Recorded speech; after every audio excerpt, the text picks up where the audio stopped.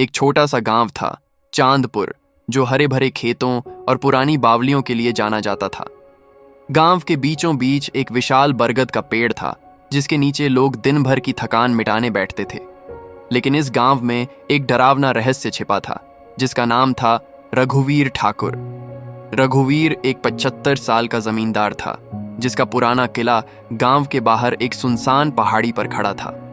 उसका किला सोने चांदी की सजावट और भारी भरकम तालों से भरा था, लेकिन उसकी कहानियां गांव वालों के दिलों में खौफ पैदा करती थीं। रघुवीर की एक अजीब आदत थी। वह हर साल एक नई लड़की से शादी करता और शादी की अगली सुबह ही उसकी पत्नी की मौत की खबर गांव में आग की तरह फैल जाती। कोई नहीं जानता था कि ये मौतें कैसे हो रही थीं। कुछ लोग कहते थे कि रघुवीर नपुंसक है और अपनी कमजोरी छिपाने के लिए वह अपनी पत्नियों को मार देता है। कुछ बुजुर्गों का मानना था कि रघुवीर का किला कोई शापित जगह है, जहां कोई औरत जिंदा नहीं रह सकती। लेकिन सच क्या था, यह कोई नहीं जानता था। रघुवीर का किला बाहर से जितना शानदार था, अंदर से उतना ही रहस्यमय। उसकी दीवारों पर पुराने चित्र और सोने की नक्काशी थी, लेकिन रात होते ही किले में एक अजीब सी खामोशी छा जाती। गांव वाले रात को किले के पास जाने से डरते थे। रघुवीर की पहली शादी तब हुई थी जब वह 30 साल का था। उसकी पहली पत्नी राधा एक साधारण परिवार की लड़की थी। शादी के कुछ महीनों बाद ही राधा की रहस्यमय मौत हो गई। गांव वालों ने इसे हादसा माना, लेकिन जब दूसरी, तीसरी और फिर कई और पत्नियों की मौतें हुईं, तो लोगों का शक गहराने लगा। गांव में एक अफवाह थी कि रघुवीर का किला एक पुराने खजाने से जुड़ा है, जिसे वह अपने पास रखना चाहता था। लोग चुपके चुपके बात करते, लेकिन कोई भी खुलकर रघुवीर के खिलाफ बोलने की हिम्मत नहीं करता था। उसकी दौलत और ताकत ने गांव को डर के साए में रखा था। एक दिन खबर आई कि रघुवीर फिर से शादी करने जा रहा है। इस बार दुल्हन थी अनुराधा, एक गरीब कारीगर की बेटी। अनुराधा की खूबसूरती और उसकी मासूम आंखें हर किसी को अपनी ओर खींचती थीं।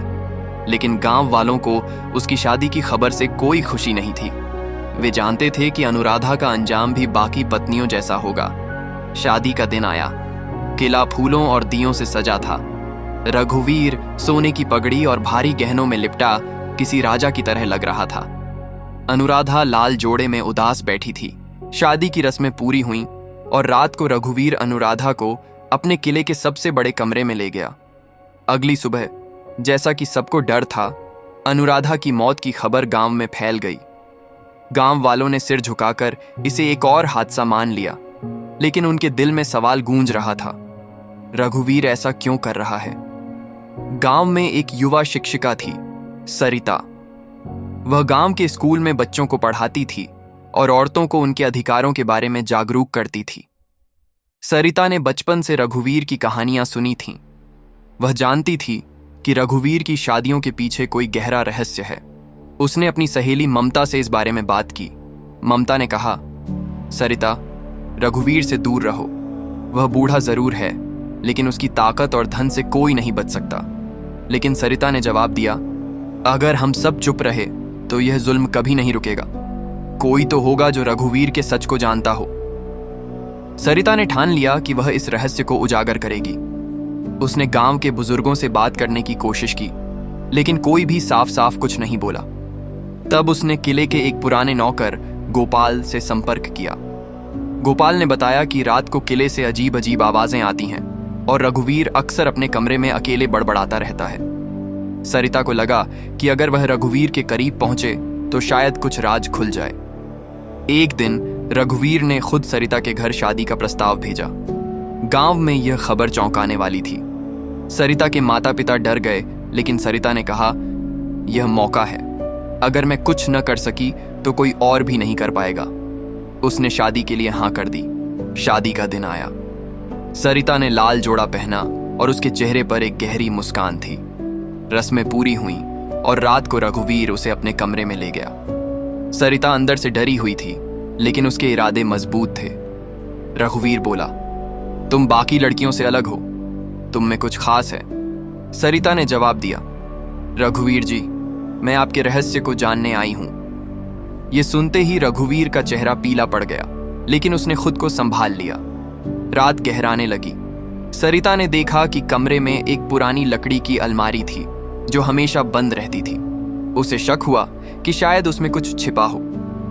तभी रघुवीर ने एक गिलास शरबत लाकर दिया। सरिता को यकीन था कि उसमें जहर है। उसने पीने से मना कर दिया और बोली, आप मुझे क्यों मारना चाहते हैं? रघुवीर चौंक गया। सरिता ने सीधे कहा, मैं जानती हूं कि आप अपनी बीवियों को इसीलिए मारते हैं ताकि आपका सच कोई न जान पाए, लेकिन मैं वह सच उजागर करूंगी। रघुवीर गुस्से से तिलमिलाने लगा। उसने सरिता की ओर बढ़ना चाहा, लेकिन सरिता फुर्ती से कमरे से बाहर निकल गई।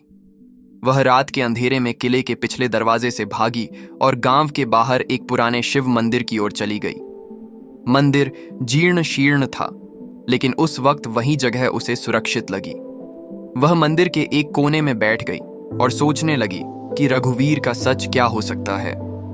उसने अपनी जेब से एक छोटी डायरी निकाली और उसमें किले में देखी हर बात लिखनी शुरू की। बंद अलमारी, रघुवीर का डर और उसका बदला हुआ व्यवहार। आगे क्या होगा रघुवीर की रहस्यमय कहानी का राज पार्ट 2 में। पार्ट 2 के लिए सब्सक्राइब करके रखो।